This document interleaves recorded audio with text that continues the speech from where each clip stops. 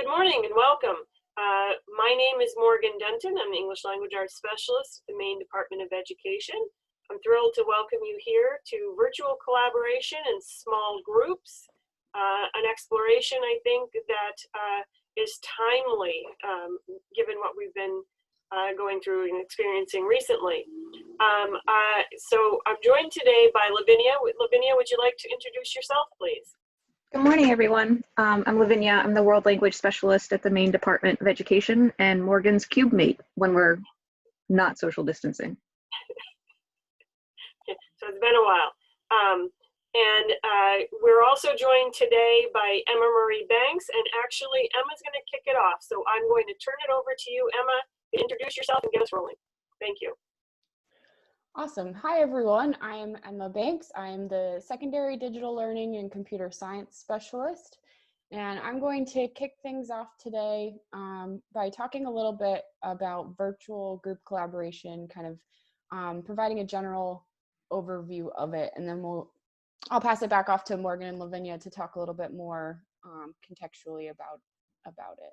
So I'm going to share my screen in just a moment. Oh, okay, it's only gonna let me share my PowerPoint, not my whole screen. That works though. Okay, so you should be seeing a PowerPoint that says virtual collaboration in small groups. Okay, so we've structured this kind of into 3 different parts. We've got preparing for small group collaboration, exploring purpose, method, and structure. We have facilitating small group collaboration, so digging into the content-specific applications in a virtual context. And then we have moving from traditional to virtual, so implementing best practices for effective facilitation in a virtual environment. So you may be wondering why it's worth collaborating in a virtual environment. Students are kind of separated from each other, so they could have learning experiences on their own. So why should we have them collaborate virtually? So here's a list of reasons, some of which I'm sure that you're probably quite familiar with and would already have guessed, but just kind of to lay this out, just in case anyone is wondering. Virtual group collaboration can provide active learning experiences. It can help to prevent that feeling of isolation that happens in a remote learning environment. It can increase global connections and students' feelings of being connected to the rest of the world. It can promote higher order thinking skills and create transformative learning experiences and meet the standards in the main learning results. And I particularly really like framing virtual group collaboration with this quote, because I think in the past few months, I would imagine that most of us have experienced this. You know, coming together was the beginning part, keeping together has been more of a struggle, and then when we actually are able to work together, that's when we're truly successful with this remote learning environment. So I find that helpful as like a scaffold of like the process that you would go through from beginning to, you know, success. So we're going to talk a little bit about preparing for small group virtual collaboration. Some initial considerations are your why, how, and what. What is your purpose for virtual collaboration? Be purposeful in the use of synchronous time together in particular. Virtual group collaboration can be done asynchronously or synchronously, so keeping in mind some of those things when you're thinking about purpose can be helpful, which we will talk a little bit more about that in a moment. How are your students going to collaborate? What methods and structures will they need? This is where you want to think logistically. What outcomes are they trying to reach? Make sure that you're very specific in the methods and structures that they're going to use. And then the platform is the what. What are they going to use to be successful? Where are they going to collaborate? And what will they need to leverage to be successful? I just mentioned a moment ago that virtual group collaboration can be synchronous and asynchronous, or it can be one or the other, or a combination of both, which is where the blended comes from. So will students be collaborating at the same time and in the same virtual place, or will students be separated by time and virtual place? And in a blended format, will students be using both synchronous and asynchronous means of communication in their group work? Those are some really great considerations to kind of start with as you're moving forward. One of the first things that you want to do is establish your norms and expectations for students before you start collaborating virtually. Now, this is in an ideal situation. I'm sure many of you have been doing some virtual group collaboration over the past few months. So not saying that you should panic if you've been doing virtual collaboration, but these are some considerations to think of when you're starting. Having some clear and precise outcomes and success criteria from the get-go will help your students to understand where they need to get to from where they're starting from. Building in digital citizenship and communication expectations into these norms so that students understand that digital citizenship is not an additional thing that they need to think about, but that it's integrated into the expectations for their daily interactions with each other. Consider using group roles to help students define their purpose in the group. Group roles can be a great way to help you manage the group facilitation, but it can also be a really great way to help students understand what their purpose in their group is. So if you think that your learners could use a little bit of scaffolding in that sense, then that could be helpful. I like to say over-communicate norms and expectations. In a virtual format, over-communication can be your best path, assuming that your learners read whatever message it was or saw whatever it was, may not be the best place to start with. So trying to kind of over communicate and start from a place of, well, maybe they didn't see it, instead of starting from that place of, well, I posted it here and here, so you should have seen it. So anytime that you can over communicate those norms and expectations, then they'll slowly start to seep into your daily workings of your virtual class. Integrating digital citizenship. When you integrate digital citizenship into your virtual group collaboration, you will help with those norms and expectations. You want to focus on, there are 9 themes, but there are 3 that are really kind of relevant to this conversation. One is communication, the other is etiquette, and the third is rights and responsibilities. This slide deck will be shared out with everyone who is here. So this is a hyperlink to, you can also use this bit.ly link to this image in a larger format if you want to look at these things. But communication is the electronic exchange of information. Etiquette would be the electronic standards of conduct or procedure. And rights and responsibilities would be the freedoms that are extended to everyone in a digital world. So those are really the 3 core components that you want to try to emphasize in virtual group collaboration. Building that into your norms, into your expectations, into the assessment criteria, anywhere that you can kind of put these themes or elements into what you're already doing is really great. Bless you.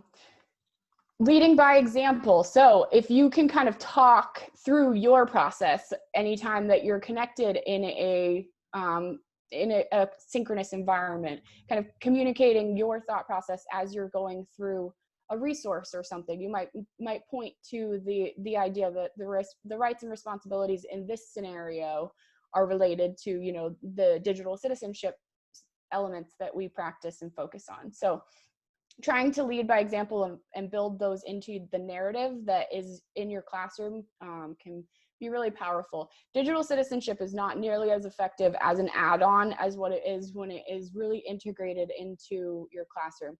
It's the same idea as what, you know, you might teach citizenship, but you also teach your students how to be good citizens on a daily basis in everything that you do. So this is the exact same concept, it's just in a digital virtual format. When we do this, we're empowering students to be confident digital learners. They'll know how to communicate. They'll know what their rights are, what their responsibilities are, what the proper etiquette is. Not saying that it won't be a challenge to get them from start to, you know, not having to reprimand them, but still like having that ability to kind of be like, okay, well, you can use these tools to help yourself become a more empowered digital learner, kind of letting them know that. And then finding ways to bring the elements into assignments and discussions. I think I kind of talked a little bit about that, integrating it into everything that you possibly can. So a moment ago, we kind of talked a little bit about leveraging group roles. And there's a few things to kind of keep in mind. There are many group role types.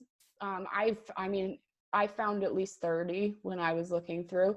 So you may not, like if you have a group of 4 and you want 4 roles, you might want to think about what the roles should be and think about what that looks like for each group or for each project. It's not going to be mutually exclusive across the board most times.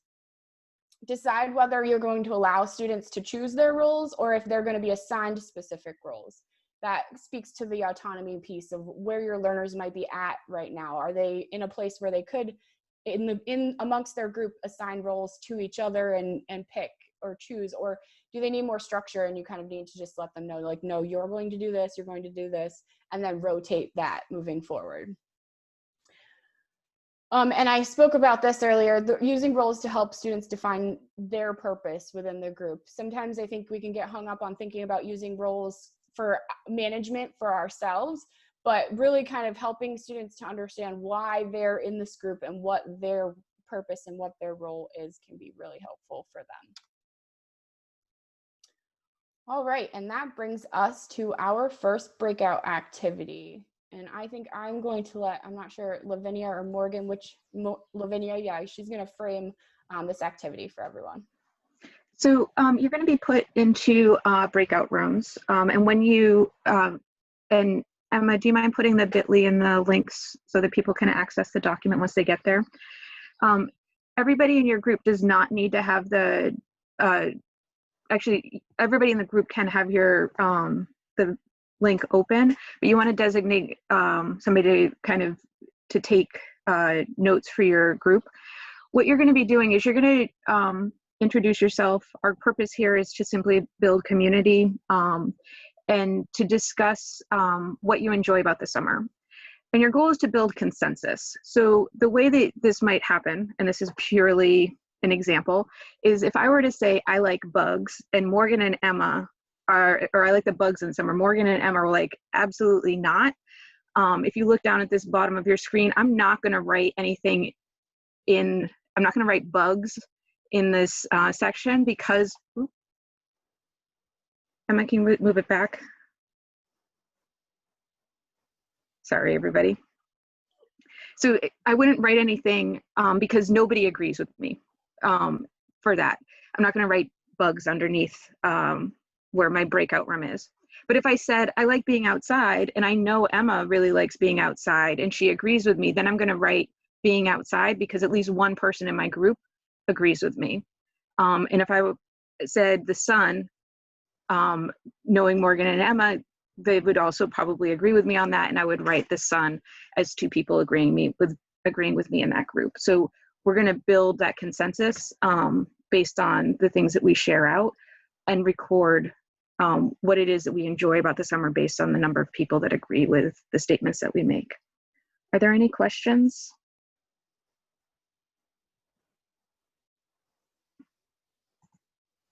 I'm just scanning through. Gretchen? Will you show us at some point how to make breakout rooms? Sure. Thank you.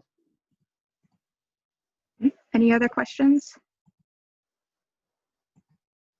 Okay. Emma, do you have the breakout rooms? As long as there's not more than 6, I think we should have a box for everybody.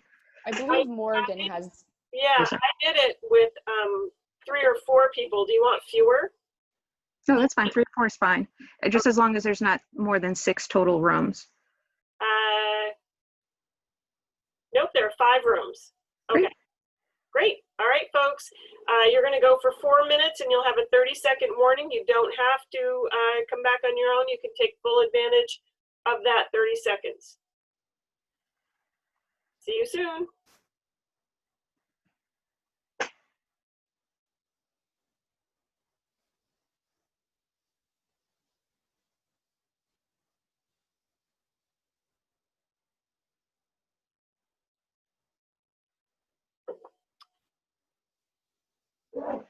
Yeah, you should see an invitation there to go join a room. You can click on that, it'll take you there.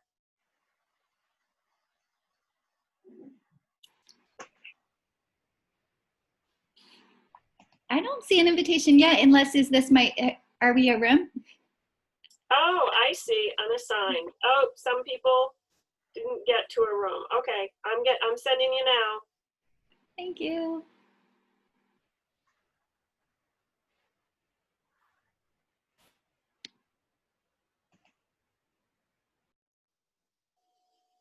There you go. Okay, everybody should now be assigned to a room. Callie, do you see the invitation to join?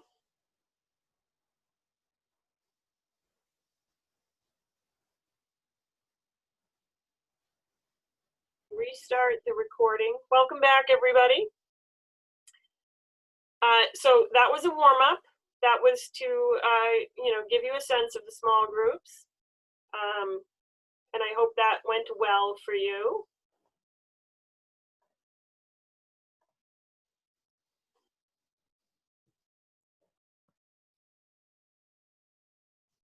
Emma, you want to talk a little bit about these resources for virtual group collaboration? Yes, definitely. 1 minute. I'm getting everything back on my screen. Having two screens is both a blessing and a curse, I will tell you. I wouldn't live without it anymore, I'll tell you. Yeah. Yeah, right. I'm with you there. Okay, so on your screen, you should see a page that says resources for digging deeper. And this is, again, this slideshow will be shared out with people. This is basically a list of resources that are broken down by just general virtual group collaboration, some ELA specific, and some world language specific group collaboration resources. So the virtual group collaboration starts with the 9 elements of digital citizenship, and that is a resource that talks all about those 9 elements and how they translate to the digital world. The Integrating Digital Citizenship is an article that kind of talks about the importance of integration versus having it be an addition. So that's a really great resource to dig a little bit deeper on that. The 9 key P's of digital citizenship and online safety are kind of just talking about passwords, permission, privacy, things of that nature. So the more technical pieces of like staying safe online, that's a really great resource. Leveraging group roles. This is this page, I think, had like 15, 20 examples of different roles that you could work with. So if you're looking for examples of group roles, that's a really great one. And then establishing group norms, just a resource on kind of talking about how to establish norms within a group online. So I added in here just a short article by Doug Fisher and Nancy Frey about speaking and listening in content areas. It's somewhat different than in a straight up ELA context, but they also have a book. So this is an excerpt from the book and gives you a sense of whether you might want to look into that professional text. And then from NCTE, I'm sure a lot of you have heard of readwritethink.org. There's some lesson plan about using collaborative reasoning to support critical thinking. So it's a nice structure. And what these two things do, just as a sample, is to remind us that even in a virtual environment, there are reasons to have kids collaborating with each other and working in their small groups. And so there are some ways and structures and things we can do. Lavinia? So the resources that I'm sharing are world language specific, but if you have students that are English language learners in your class, looking at these resources would also be helpful. The high leverage teaching practice talks about how do you create an environment where people can engage in language when they're just learning that language. And then the document that you used was modified from Joshua Cabral around like how to keep track of that, the group work when you're in a virtual setting. So if you liked that format, that was my modification to his document, but he has some ideas to share in that blog post as well. Great, thank you. Emma, will you advance the slide, please? So we're going to talk a little bit more now about actually facilitating virtual collaboration. Go ahead. There's a lot of overlap between English language arts and world languages when you start looking at the reasons to be in small groups. So first of all, there's a statement in the introduction to speaking and listening that emphasizes the idea that communicating in multiple communicating through conversations, getting to that productive talk, that these are all part of what the speaking and listening standards in the ELA really mean. It's not just about making a speech, making a presentation. It's about all of the interaction that happens when conversation occurs through both speaking and listening. Lavinia? So from the world language perspective, the reason that our kids come to our classes, if you were to ask them, is because they want to be able to communicate with other people. They want to be able to make those connections. And so just kind of keeping in mind that, you know, that communication is not a memorized conversation, right? It is really about expressing and interpreting, being able to figure out what somebody is saying when you're not sure, within a purpose and a context. And Bill Van Patten does a really good job of talking about like what could be those possible purposes for communicating. Thank you. We'll advance. There's also a statement in the ELA standards about being able to interact with diverse others. And this really is part of our standards and intentionality. And look, that we're talking about civic responsibility later in life. This is coming back to the reasons behind really emphasizing digital citizenship. And similarly, Lavinia? Yep. And so in world language, there's a link there to the ACTFL position statement on global competence, which is the really getting to know the culture, but also getting to know the language that allows you to interact with that culture and how that builds deeper global competence. And so you can find that link, or you can find more about that statement at that link. So the next few slides that we're going to share come from the updated ELA standards. So I need to emphasize that for just a moment. If you would go back just one for a moment, please, yeah. So there's this new thing called the preamble. For each of the 4 strands, reading, writing, speaking, and listening, and language, there's a preamble. And the preamble is sort of like the very specific introduction to that particular strand. The statements on the previous slides about speaking and listening come from that preamble. They establish right before the standards the purpose of the collected standards in that particular strand. So let's go ahead and start looking at one of the 4 speaking and listening standards, if you would, please. We'll advance. So this is an example from the 6/8 span. And you see that the first, so that's SL speaking and listening, standard number 1 at the 6/8 span. It's about effectively engaging in a range of collaborative discussions with an emphasis on that idea of collaborating. If you'd go ahead, please. So there are performance indicators under the standard, if you will, more defining. And part of this is coming to discussions prepared. That means there's an expectation that students have done something. They've read something, they've researched something. This is an explicit and an implicit reference to reading standards, to writing standards, to those other aspects of the content area. And you'll go to the next one in B. You look at following rules for collegial discussion. So this comes back to what Emma was saying in the digital citizenship. There's rules of etiquette, there's rules of process. And I would say also that these rules for collegial discussions would also pertain to the roles that we teach students to use when they're doing this virtual collaboration or collaboration in the classroom. And the next one, please. And this is where we come back to using small groups to deepen the learning, right? So this is where the students are creating questions, which by the way comes back to writing standard number 1. Excuse me. There's cat fur flying around in this room like it has been snowing. But part of this also is responding to the ideas that others have presented as well in order to expand one's own knowledge. And D, there's one more here, one more part of this comprehension and collaboration. If you would advance, please. So it's really looking at expanding and revising and updating your thinking. A lot of times in reading, we talk about fix-up strategies. The students read something and then they realize, oh, I had misunderstood or misinterpreted that.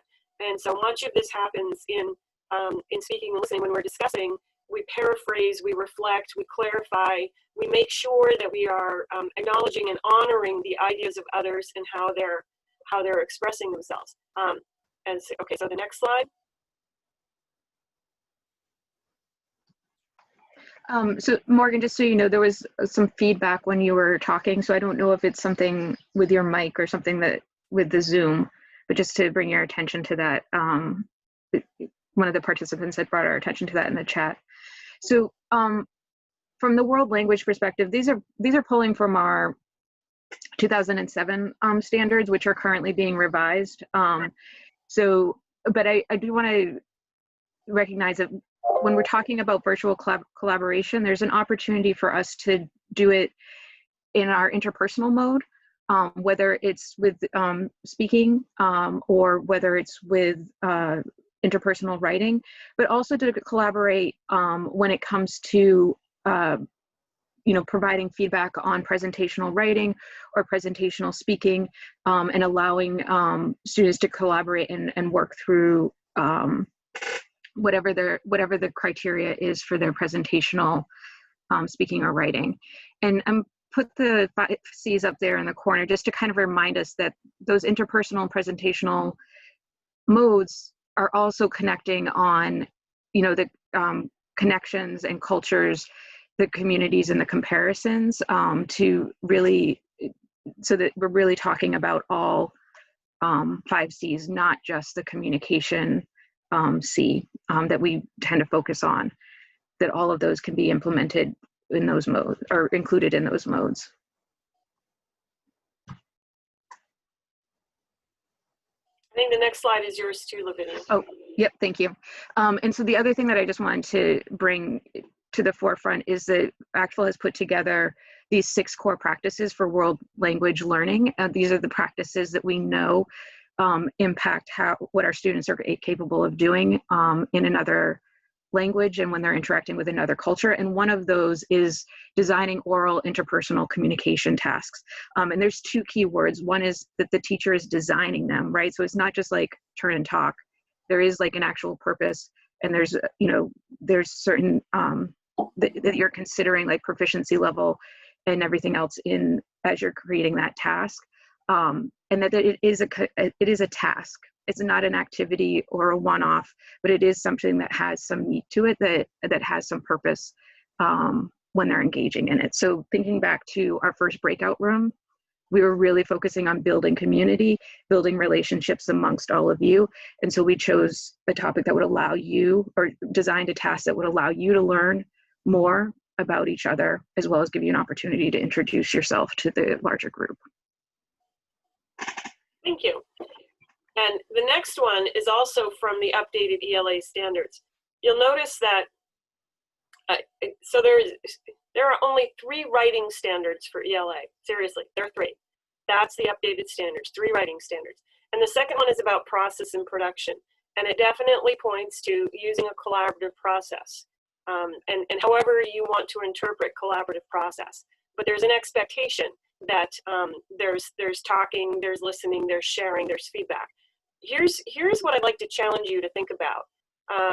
In the last 3 months, if things have changed, I think there's different ways to interpret the standards. Could we interpret writing as being anything other than, say, an essay, right? So use a collaborative process that includes the age-appropriate use of technology to create a video, create a podcast, to do something other than just writing an essay. It's all about that collaborative process. Okay, next one.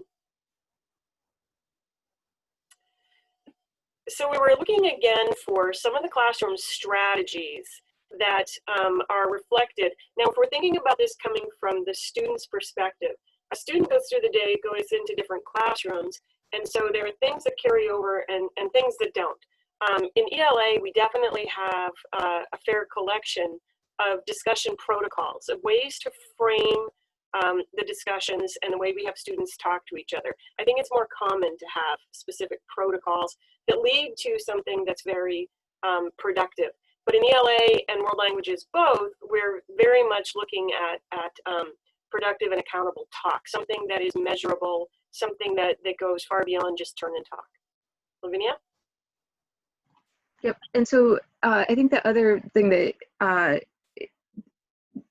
so sometimes when we're putting our students into this situation with world language, or even with our English language learners, they might not have all of those skills at their, within their repertoire, right? Like they might not know all of the words or understand how to engage in that cultural practice of having that conversation. And so there's really an opportunity for us to make sure that we're using our conversational gambits to support that. So for instance, if you were thinking of that, if I had asked you to do the breakout room activity in French, for some of us that might have created a little anxiety, but if I were to scaffold it where I have the word for me too or not me to allow you to express agreement or disagreement with a statement, and if I had taught you the word like I like and then provided some pictures with words attached to it that would allow you to say like I like gardening or I like swimming, or had taken some time to teach those words to you beforehand, that would allow you to be able to access that activity in another language where you wouldn't have necessarily been able to do that before. I'd also have to take into consideration what your proficiency level is. If this is day one of class, I'm not giving you an interpersonal assignment, right? Because you don't have that proficiency level, but I'm building you towards a proficiency level that would allow you to do that with the supports necessary to make that happen. Did I forget anything, Morgan? Nope, that's good. Next slide. So we want to come back to this idea of being very explicit and clear about the learning intentions and the success criteria. What is it that you want the students to learn as a result of doing this activity? And how will they know that they've been successful during that collaboration? What is it that they are going to produce or know or be able to demonstrate? I liked Emma's expression. I think it was overstating, like just keep coming back to exactly what you're expecting. Make sure that you know the learning intentions and success criteria, but make that extremely explicit, especially in this virtual environment. We try to do it in the classroom where we can walk around and redirect. In the virtual environment, that's a little bit harder, so we want to make sure that's clear from the start. Is there anything you want to add to that, Lavinia? Okay, and our next slide. So this gets to the whole purpose of making sure that we are including small group instruction even in our virtual environment. We definitely want to be moving students from surface to deeper learning, because ultimately the goal is to get to transfer of learning, that they move the learning between and their skills between the different content areas that they're studying. So we can think about some of the purposes for the small group collaboration as we move from surface to deep: to clarify, to refine, to reflect, to share, and to ultimately come up with some product of inquiry or exploration.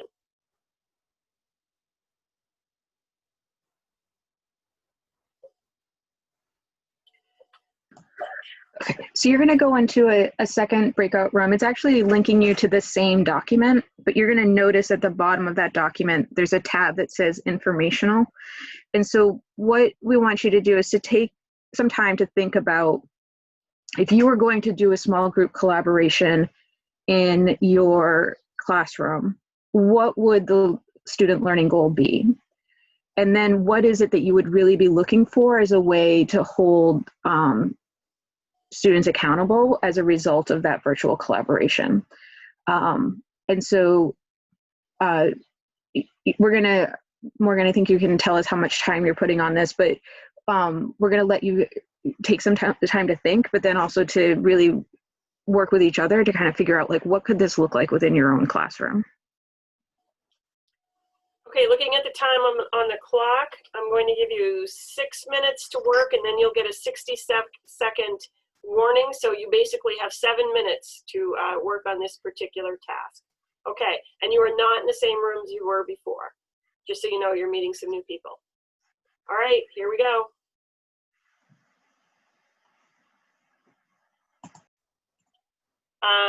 There we go. Thank you. Welcome back, everybody. There we go. Close that out. All right. So first of all, we know that was way too brief, but we wanted to give you a sense of working in those small groups. Lavinia, anything else you wanted to share with the debrief? Like, we know it was too fast. Yes, definitely it was too fast. I think people were able to really articulate like what that purpose was going to be, like what they wanted the goal of that conversation. I think the thing to think about is like, what is it that students can do as a result of that conversation? Like, how do you hold them accountable for that conversation afterwards? So like, what is it they're actually producing as a result? Because it's important for them to have the conversation, but what is it they need to do as a result of the conversation? Great, thank you. I think this is where we hand over to Emma. Yes. Okay. So there is a little bit of information kind of left in this PowerPoint. We're going to be trying to wrap things up right about 9:55. So I'm just going to kind of quickly go through some of these things. So if I'm moving too fast and you want to dig in deeper, feel free to kind of check out this PowerPoint later or rewatch the recording. But I just want to make sure I kind of touch on each piece really quickly. So the idea behind this is to move from traditional classroom to virtual learning. There are some things that can be helpful to keep in mind when it gets to the facilitation part, and that's what this next piece kind of focuses on. So some of the differences between synchronous and asynchronous virtual group collaboration, some things are the same, some things are different. One of the biggest differences with asynchronous is that you need to build in much more instruction, much more clarity. You're not going to be there to nudge them along through the process. So kind of making sure that those expectations are clear at the get-go is definitely like the biggest difference between synchronous and asynchronous.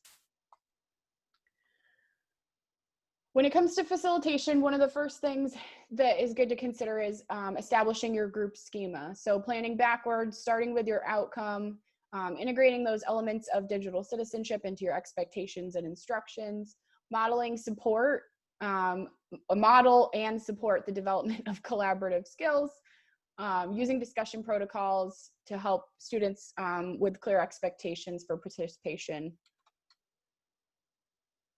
And then when you're setting up the group assignment, you want to design a group assignment that's complex and that challenges students to apply multiple perspectives to solve a problem or develop a solution. Again, stating those expectations, the purpose, clear instructions about how students should collaborate and what feedback looks like. Making assessment criteria very explicit so they understand what that final thing looks like, what the product, the artifact is that they're working to develop. And anytime that you can, try to make assignments real world focused and project based so that they feel like they're working towards something. When it comes to assessment and accountability, I think that this is a piece that can get really muddy for people. So being clear with students about the impact that their participation will have in the group success can help with that accountability piece. They'll know that if they don't participate, that the rest of the group will ultimately suffer and that the work might not get done the way that it should be. So kind of letting them know how their role impacts the accountability of the group. Building in check marks and benchmarks for the groups to evaluate their own progress and see if they're on track.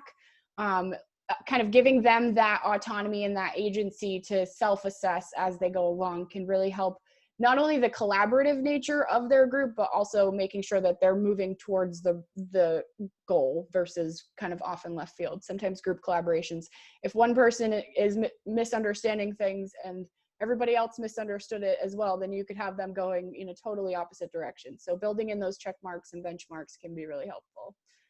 And providing opportunities for students to share their experiences from the group collaboration, both the learning and the social. So what was it that they liked about the social part of the experience? What did they learn from it? What did they learn about themselves? What did they learn about their group? What did they learn about their ability to function within a group? Some of those things can be really helpful with reflection and kind of assessing how the group work went.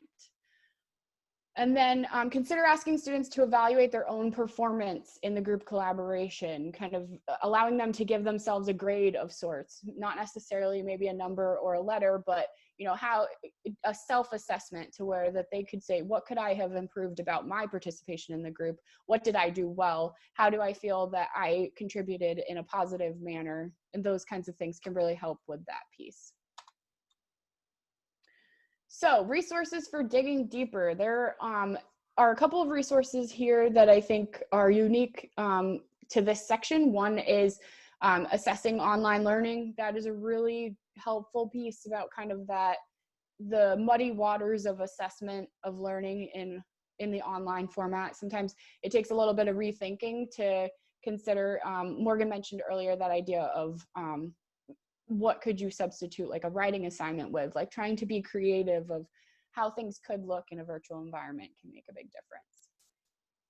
And then just best practices for designing virtual group collaboration. Those are some general like things to keep in mind as you move forward. And how to approach virtual group collaboration is really great for kind of framing how virtual collaboration fits into a virtual classroom. For the world language part, there's some Rebecca Bluewolf, who is this year's Teacher of the Year, National Teacher of the Year, has provided some examples in her webinars that she's been doing, and so you have 2 specific examples if you wanted to see what this would look like in a middle school environment, or if you just need to actually see this in action. She does a good job of explaining that. You have a link to conversational gambits. This is in English, and it's an ESOL example, but could be translated into any language. And you also have 2 things that I stole from English teachers that I used to work with, which is a fishbowl conversation. The directions here for in the classroom, but I think with some tweaking, it could also work within a virtual classroom, and then the literature circles as well. I just wanted to mention when we post the slide, I did have some stuff in English language arts, but I think it's in a different version. I maybe put it in later, Emma, just so you know. Awesome. Well, we're at 9:56, and I know that we're at a hard stop, so I'll let Morgan take us out. I posted into the chat the link to a feedback form that will also automatically generate your contact hour certificate once you fill that out. So please grab that. And also, because I do have to close this and open the next meeting, if you're not used to it, if you look down in the chat in the bottom right, there's 3 dots. Click on that. It'll say Save Chat. That'll save it to your desktop. And then you can go to any of the links that are here. You'll have that saved right there. There was one more question. Gretchen wanted to know about how you do, let me see, I'm gonna go here. How do you do breakout rooms? Oh, right. Are you looking at my screen right now? Are Yes. you seeing, I'm going to close this. I'm going to go to this. Oops, I think, there we go. Hopefully, now you can see. I think you might have to change the way your screen is shared. I only see the Zoom like login window. Oh, that's not what I want. You might have to try sharing like your whole screen. Zoom doesn't really like sharing the Zoom screen.